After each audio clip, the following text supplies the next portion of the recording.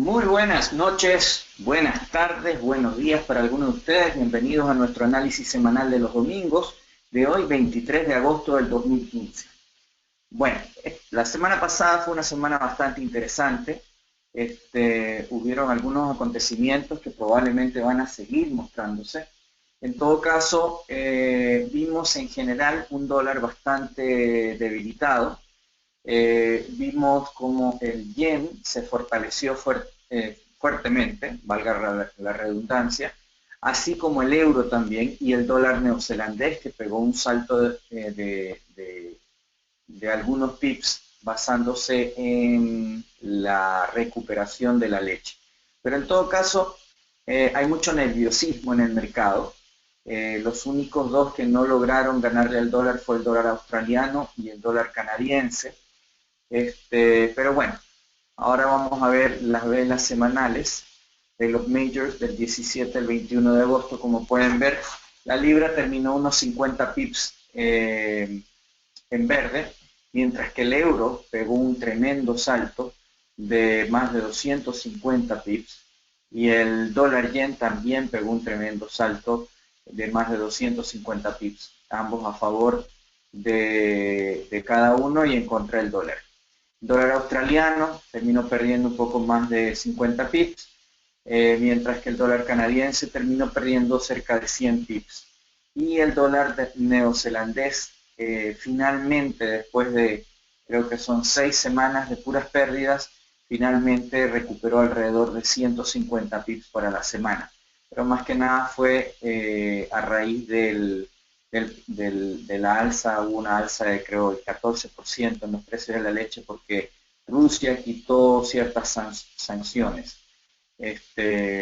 Bueno, en todo caso, vamos a ver qué es lo que pasó. El dólar estadounidense perdió terreno contra algunos debido al pesimismo que acarrió las caídas de algunas bolsas de valores. La pregunta que todos se hacen es, ¿continuará la caída de los mercados? Los principales indicadores fundamentales de esta semana son el IFO, Clima de Negocios de Alemania, Confianza del Consumidor de Estados Unidos, Pedidos de Productos de Larga Duración de Estados Unidos y los datos del PIB de Estados Unidos y Reino Unido. La Reserva Federal publicó sus minutas de la reunión de julio, revelando un poco de indecisión. Ese fue el primer golpe que recibió el dólar. A pesar de señales claras de algunos funcionarios de la Fed que piden una subida de tipos en septiembre, muchos de los funcionarios siguen creyendo que sería una medida prematura. En su calidad de presidente y líder de la Fed, Janet Yellen será la fuerza impulsadora detrás de la decisión de septiembre. Veremos una alza de tasas en septiembre. Las posibilidades parecen más bajas ahora con las crecientes preocupaciones de China y la incertidumbre política de Grecia, pero más que nada de China. ¿Qué es lo que sucede? China es el motor del mundo en el sentido que es donde producen y donde compran mayor materia prima de que cualquier otro país. Y con la desaceleración china, esto crea cierta preocupación por parte de los analistas y del mercado sobre qué es lo que va a suceder en Estados Unidos, ¿ya? Pero tenemos que poner los pies sobre la tierra y ver exactamente qué es lo que está sucediendo. Lo que está sucediendo es que Estados Unidos está demostrando fortaleza continua. Y otra cosa que estuve leyendo hoy día en uno ¿cómo se llama? De los lugares que yo leo normalmente y vi un video en Bloomberg muy bueno. Y una de las cosas que decían, que yo me había olvidado de eso, que en las últimas 3 recuperaciones desde 1970 hasta ahora, en todas han habido unas fuertes caídas en las materias primas y estas lo que han hecho es ayudar a que se recuperen las economías. Estamos hablando de las economías de Estados Unidos, de Europa, del mundo desarrollado. Obviamente las economías no desarrolladas y que dependen de productos naturales, como por ejemplo el caso de Chile con el cobre, o el caso de países como Ecuador o Venezuela con el petróleo, ellos sí van a sufrir las consecuencias de la caída, pero no los países desarrollados, ¿ya? En fin, el euro está claramente posicionándose como moneda de refugio en tiempos de riesgo y disfruta de la crisis junto con el yen, quizás por el hecho de estar tan barata. ¿Qué es lo que sucede cuando una moneda está muy barata, como el yen? La gente lo que hace es tener el dinero en monedas que dan más intereses, poner eso en una especie de garantía para que le presten los bancos, en este caso japoneses, por ejemplo, o europeos, los bancos que tienen la más baja tasa de interés. Eso se llama carry trade. Entonces, ¿qué pasa cuando hay nerviosismo? Cuando caen los mercados, esa gente tiene que liquidar el dinero que tengan invertido en especulaciones de la bolsa o qué sé yo, y pasarlos nuevamente a la moneda de donde la recibieron. En el caso de Japón, pues recibieron yenes. En el caso de euros, de Europa, recibieron euros. Entonces, está sucediendo lo mismo que normalmente sucede con el yen, ahora con el euro. Luego tenemos el calendario de la semana. Esta semana, mañana lunes, realmente no hay absolutamente nada, excepto bien en la tarde o en la noche europea, que va a hablar uno de los miembros del Comité Político de la Reserva Federal, Lockhart, ¿ya? Pero aparte de eso, realmente no hay ninguna noticia más. Cosa rara, pero así es. El día martes ya empezamos a tener noticias, el miércoles y el jueves también, y el viernes tenemos una que otra noticia importante. En todo caso, hay 9 noticias esta semana que son las importantes. La primera es el clima de negocios alemán IFO, que es el martes a las 8 de la mañana, horario GMT. El sentimiento empresarial mejoró inesperadamente en julio, tras 2 descensos mensuales gracias a un acuerdo entre Grecia y sus acreedores. El índice del clima empresarial IFO subió a 108 desde un revisado 107,50 en junio, superando las expectativas de 107,6. La resolución de la crisis griega y el acuerdo nuclear con Irán impulsaron el sentimiento positivo. El sentimiento empresarial se prevé que salga a 107,6 esta vez. Luego, el miércoles, o sea que el lunes no tenemos nada, el miércoles tenemos básicamente esa única noticia importante. Luego tenemos el día miércoles a las 12:30 horas GMT, la confianza del consumidor de Estados Unidos. Esto es muy importante porque la confianza del consumidor es la que empuja a la gente a salir a comprar, a salir a endeudarse, comprar un auto nuevo, qué sé yo. Los consumidores estadounidenses fueron menos optimistas en julio. La confianza del consumidor se redujo a 90,9 en julio, desde 99,8 en el mes anterior. La lectura registró su nivel más bajo desde septiembre del 2014. Las condiciones actuales siguen siendo positivas, pero las expectativas a corto plazo se deterioraron en medio de la incertidumbre del mercado laboral y la volatilidad de los mercados financieros a raíz de la situación de Grecia y China. Se espera que los consumidores estadounidenses sean más positivos en agosto, con un aumento de 93,1. Luego tenemos el mismo miércoles a la misma hora los pedidos de bienes duraderos de Estados Unidos. Las empresas se recuperaron tras un lento comienzo.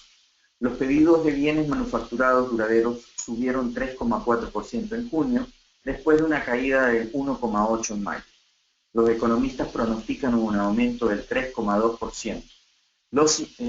Las inversiones empresariales en las fabricaciones de equipos y software también sugieren un repunte en la producción en los próximos meses. Sin embargo, persiste la incertidumbre, ya que los bienes duraderos pueden ser volátiles.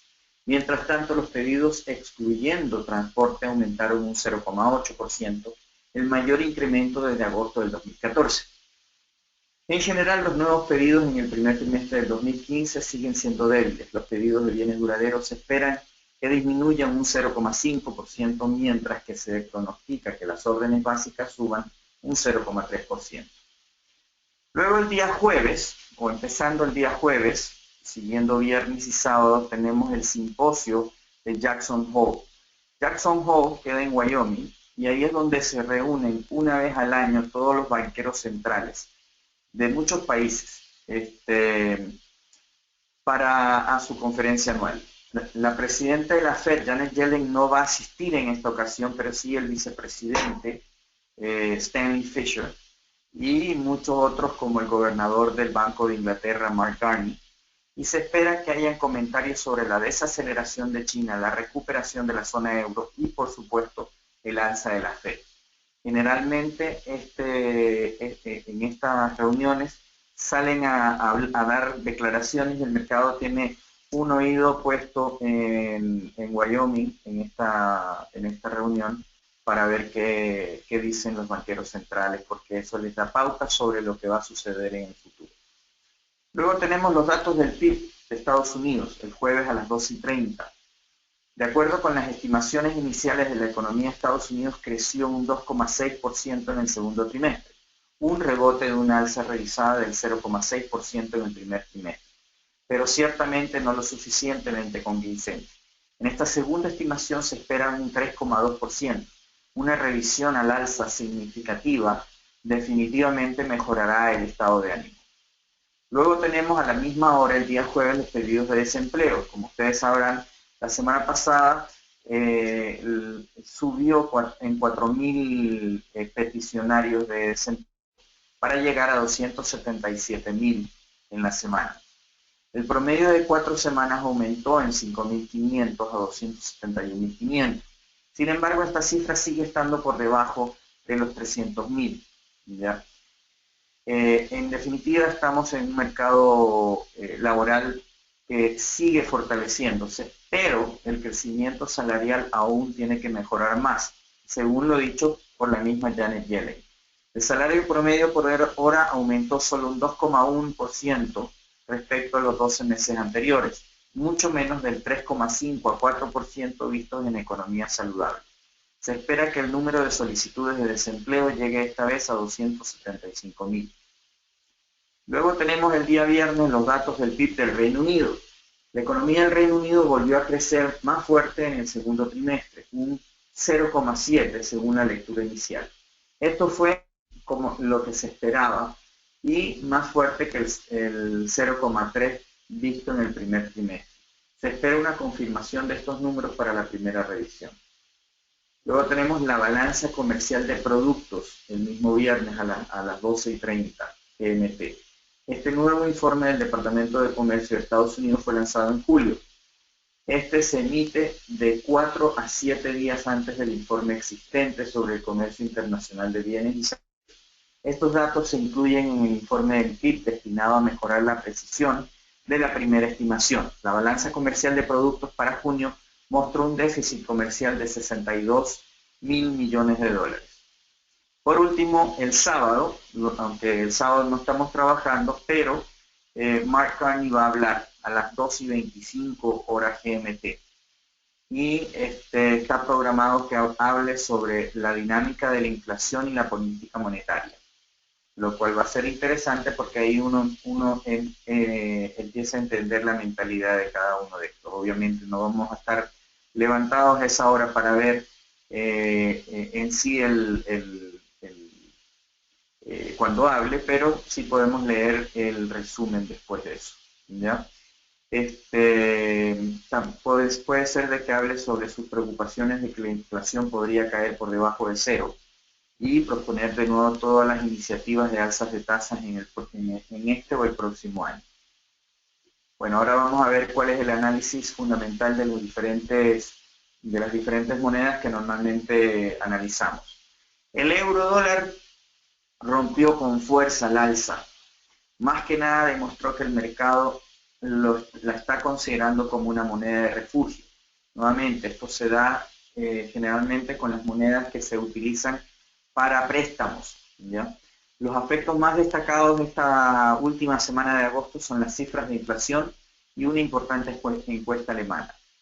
El PMI de fabricación alemana superó las expectativas. Hay un creciente temor de una recesión mundial. Comenzó en China y se extendió a otros lugares. Dado que el euro ahora funciona como una moneda de financiación, las malas noticias significan buenas noticias para el euro. También ayudó que la Fed demostró indecisión sobre un alza en septiembre. Con el empeoramiento de las condiciones globales desde la última reunión de la Fed, las probabilidades siguen cayendo y el dólar se ha debilitado. La aversión al riesgo es lo que llevó el dinero hacia el euro. Este es el resultado de las preocupaciones sobre China y el desorden gubernamental que hay en Grecia, ya que el gobierno griego renunció y están haciendo nuevas elecciones. Estos factores podrían seguir impulsando al euro, que se comporta como una moneda de refugio. Lo que no podemos olvidar es que sigue existiendo una divergencia entre las políticas de los bancos centrales de Estados Unidos y de Europa. El uno está acercándose a un alza de intereses, mientras que el otro está recién empezando, lleva pocos meses empezando una fuerte expansión cuantitativa. Además, en agosto tiende a haber movimientos exagerados por la falta de liquidez. Ya, acuérdense, el mes de agosto es el mes de vacaciones en Europa, el mes de que el 75% de la gente toma vacaciones en esta época. Es cuestión de ir a Europa y entrar a cualquier banco, cualquier institución y ver que más de la mitad de la gente está de vacaciones. ¿Ya? Eso hace que los mercados tengan una falta de liquidez y que los movimientos sean un poco exagerados. En todo caso, cambio momentáneamente a neutral en el euro hasta esperar a ver un poco de definición. Técnicamente hablando, también soy neutro, aunque soy bajista a largo plazo. Aquí claramente estamos viendo una consolidación y estamos viendo que estamos en la parte de arriba de la consolidación. Ahora, tendremos que ver qué pasa en el nivel de 114, perdón, de 1,14, porque ahí es donde vamos a ver si es que en realidad estamos cambiando una tendencia alcista o simplemente esto es parte de la consolidación que está pasando. A mí personalmente me parece que estamos dentro de la consolidación. Lo más probable es que haya una subida. Quizás podríamos inclusive llegar hasta casi 1,15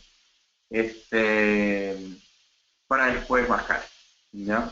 En todo caso, si es que llegamos a romper 1,15 al alza, ahí estaría más tendiente a pensar de que es probable que estemos cambiando una tendencia y seríamos compradores.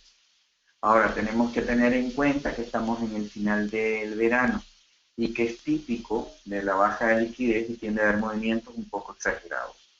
Así que sigo siendo neutro, técnicamente hablando.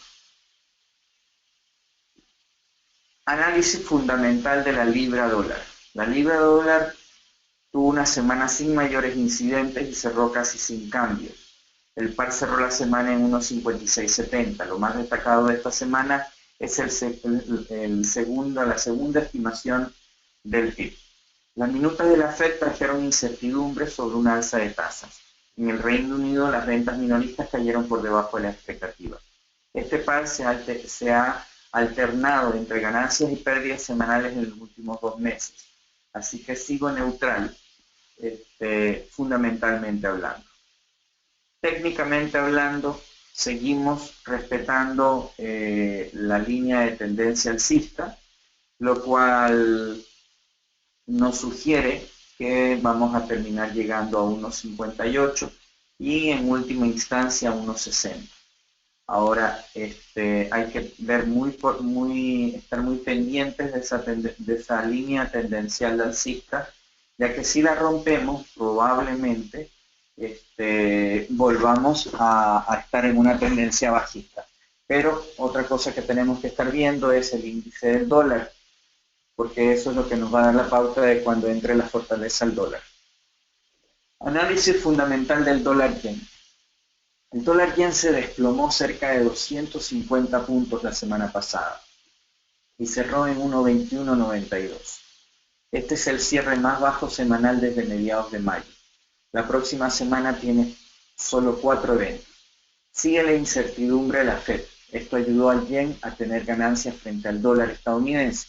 Además de, como todos saben, el yen es una moneda de refugio y con todas las caídas de las bolsas de valores, empezando por la China la semana pasada, eso trajo risk off, ¿ya? O sea, la gente no quiso riesgo, salió del riesgo y se refugia en los activos de, de refugio como es el yen, como ahora aparentemente es el euro, como el oro, etcétera. El oro fue el único metal que subió la semana pasada, mientras que, por ejemplo, el cobre bajó, ¿ya? El yen ha tenido excelentes ganancias la semana pasada. Veremos una corrección del par esta semana. Los números de vivienda fuertes y de fabricación de Estados Unidos podrían impulsar al dólar frente al yen. Personalmente sigo alcista porque en realidad no ha cambiado absolutamente nada. Sigue la economía de Japón muy mala, mientras que la economía de Estados Unidos sigue buena. Así que fundamentalmente hablando no hay ningún cambio. Sigo alcista.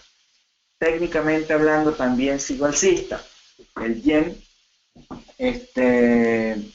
cerró un poquito por debajo de 1.22, pero en todo caso si seguimos respetando esta línea de tendencia alcista.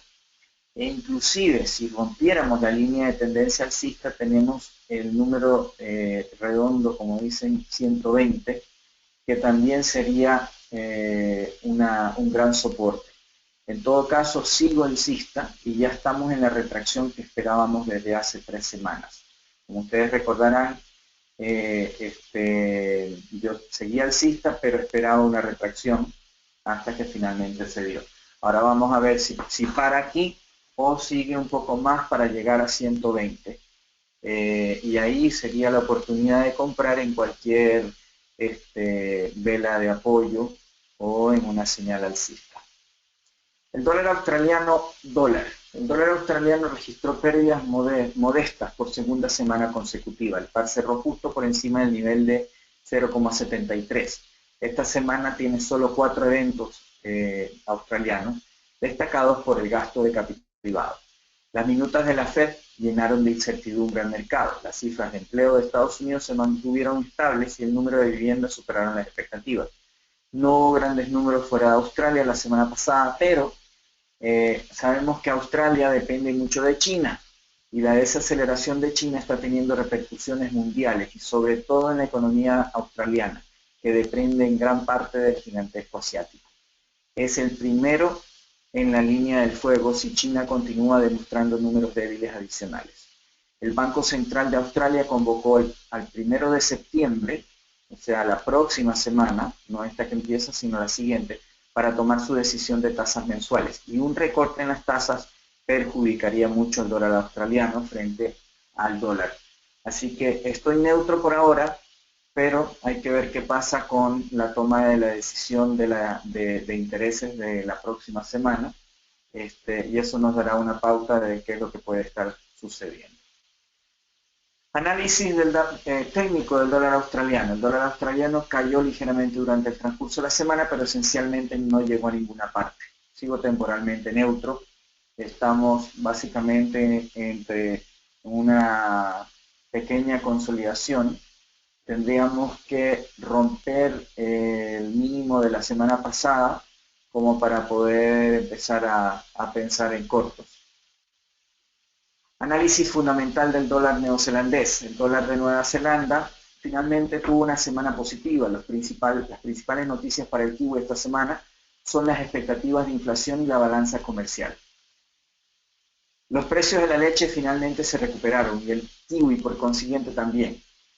La leche saltó, el salto de la leche de 14,8% fue impulsado por el cambio de Rusia en las sanciones, entre otros factores, y permitió que el kiwi respirara un poco.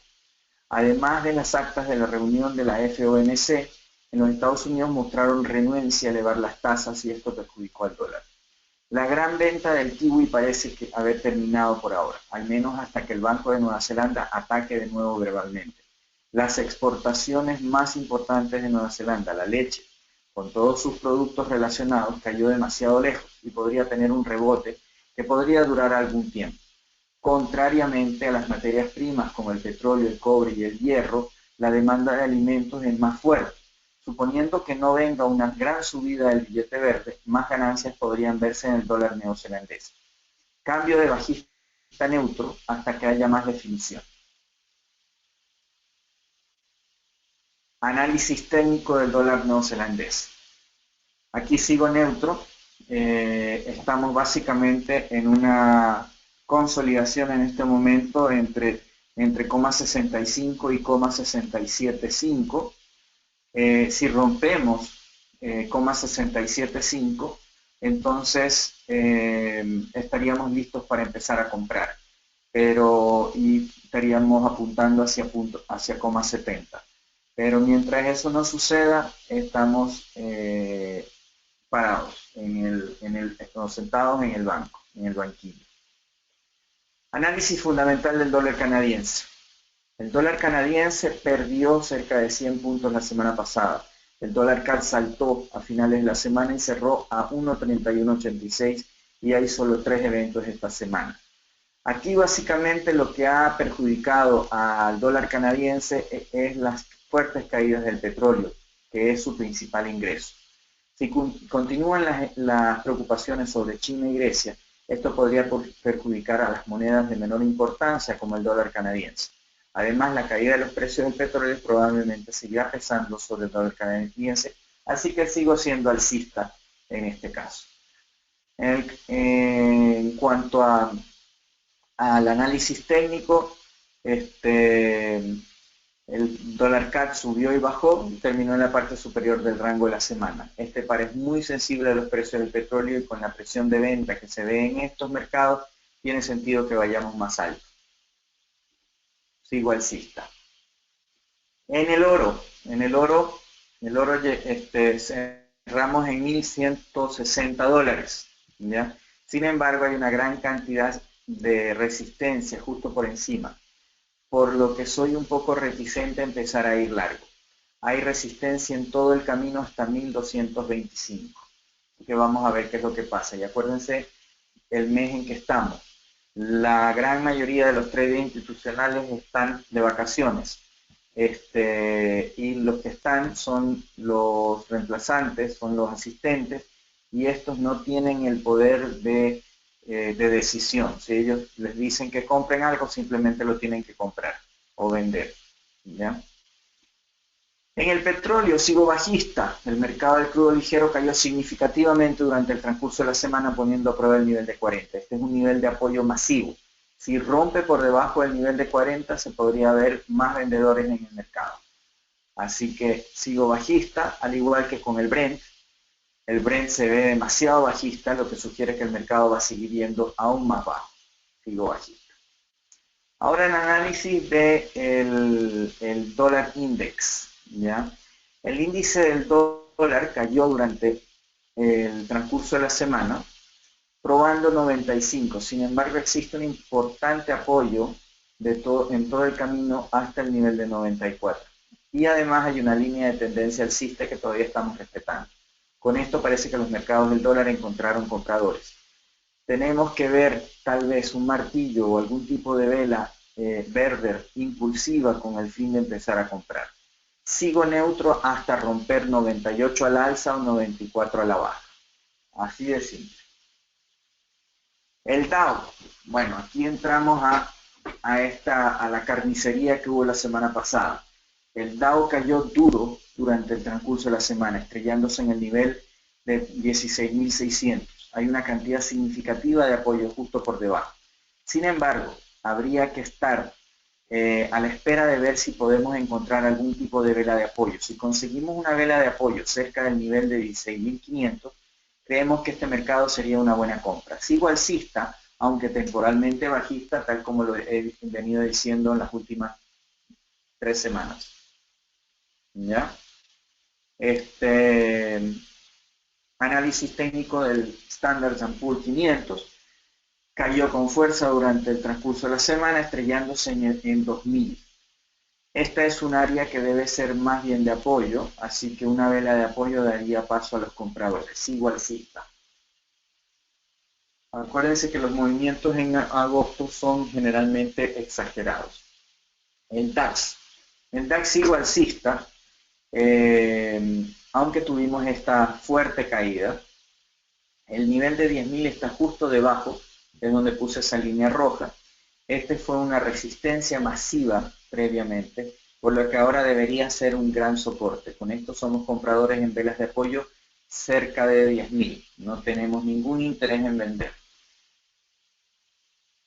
El IBEX tuvo una semana muy negativa, rompiendo por debajo del nivel de soporte de 10.300. Con esto el mercado debería bajar a niveles de 10.000 y posiblemente incluso tan bajo como el nivel de 9.700. En este caso, hemos tenido una tendencia más consolidadora, aunque muy amplia, pero aparentemente más consolidadora. Así que cambio de alcista a neutro. ¿Ya? Si ustedes miran aquí, es bastante diferente el gráfico del DAX al gráfico del IBEX. ¿Ya? El análisis técnico del Nikkei. El Nikkei 225 tuvo una caída estrepitosa, al igual que todos los demás, hasta el nivel de justo por debajo de 19.000. Esto es una señal muy bajista, pero ya veníamos 3 semanas esperando una retracción. Ahora tenemos que esperar una vela resistiva para empezar a tomar largos. El mercado podría bajar aún más hasta el nivel de 17.800, marcado con la línea azul. No estoy interesado en la venta y sigo alcista. Mientras tengamos un banco central de Japón que sigue imprimiendo yenes, que sigue con una política acomodativa a la economía, eso va a mantener las acciones niponas al alza. ¿Ya? Esto básicamente para mí es un movimiento exagerado que se dio por aversión al riesgo, debido a la caída de los precios de los productos básicos, pero les recuerdo que en las últimas tres recuperaciones mundiales han habido justamente caídas de los precios desde 1970 han habido caídas de los precios de los productos básicos como el petróleo, los metales, etc. Así que no lo veo como algo tan drástico, tan terrible. Más bien, démosle un poquito de tiempo a que el mercado se dé cuenta de esto. Acuérdense que los mercados actúan inicialmente por sentimiento y después lo racionalizan. En este caso, sigo siendo alcista y no estoy interesado en las ventas, esperaba una retracción y se dio de una manera algo exagerada, lo cual es muy usual en este mes del año. Sigo siendo alcista. Por último, aquí tenemos los pares de mayor movimiento de la semana. Este es un promedio de las últimas 4 semanas tomados al día de ayer. Gracias por asistir a nuestro análisis semanal. Los esperamos el próximo domingo y los invitamos a abrir una cuenta demo en continentalfx.com. Tenemos un nuevo CRM espectacular, muy user friendly, así que los invitamos a que lo prueben y prueben nuestras plataformas, nuestros precios, donde la transparencia y la honestidad es lo que nos caracteriza. Muchas gracias por asistir, un abrazo, cuídense, cualquier cosa me visitan en la oficina, me llaman, me escriben, etc. Gracias y que tengan una excelente semana.